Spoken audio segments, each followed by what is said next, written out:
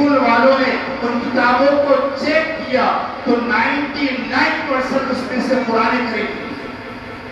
تو یہ عبرت کا واقعہ ہے ہمارے لیے کہ ہمارے گھروں کے اندر سال گزر جاتا ہے، کئی سال نکل جاتے ہیں، قرآن کریم کے اوپر دھول کی تہ چڑھ جاتی ہے، لیکن اس کو کھولنے والا کوئی نہیں ہے. یاد رکھو اگر ہم قرآن کریم سے دور ہوں گے تو امت مسلمہ کو برباد کر دیا جائے گا. یاد رکھو اللہ کے نبی صلی اللہ علیہ وسلم نے فرمایا ہے کہ قیامت کے قریب اتنے فتنے آئیں گے، تم تمام فتنوں سے بچنے کا ذریعہ اگر کوئی ہے تو وہ قرآن کریم ہے. لیکن اگر ہم قرآن کریم سے غافل ہے اور قرآن کریم کی تعلیمات سے غافل ہے تو پھر یاد رکھنا قرآن کریم کے بارے میں اللہ تبارک و تعالیٰ نے کہا اِنَّا نَحْنُ نَزَّلْنَا الذِّكْرَ وَإِنَّا لَهُ لَحَافِظُونَ کہ یہ قرآن کریم ہم نے نازل کیا، اس کی حفاظت کی ذمہ داری ہماری ہے. قرآن کریم کی حفاظت قیامت تک ہوگی، لیکن اگر ہم اس سے کوتاہی کریں گے تو اللہ تبارک و تعالیٰ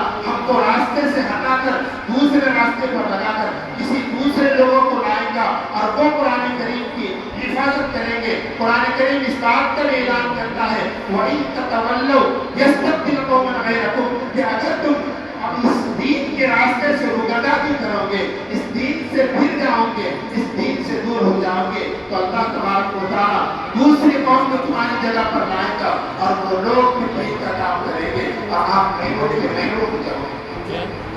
تو اس وقت پورے بیان کا مقصد یہی ہے کہ ہمارے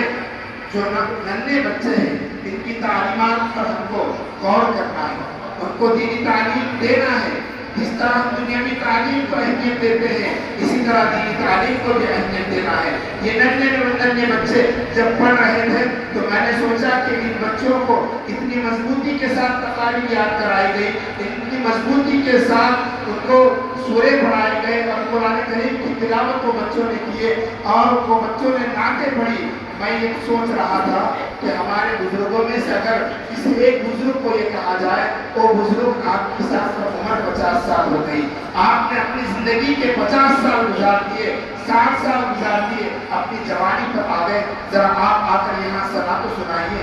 تو ہماری کیا کیفیت ہوتی، ہمارے وہ بزرگ کا کیا حال ہوتا.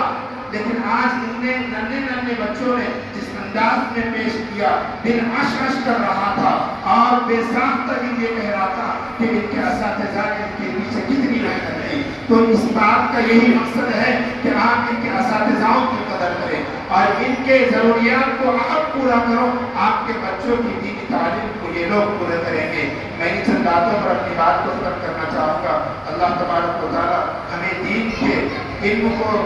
متلاشی بنائے اور دین کے علم کو سیکھنے کا راغب بنائے. واقعی دعوانا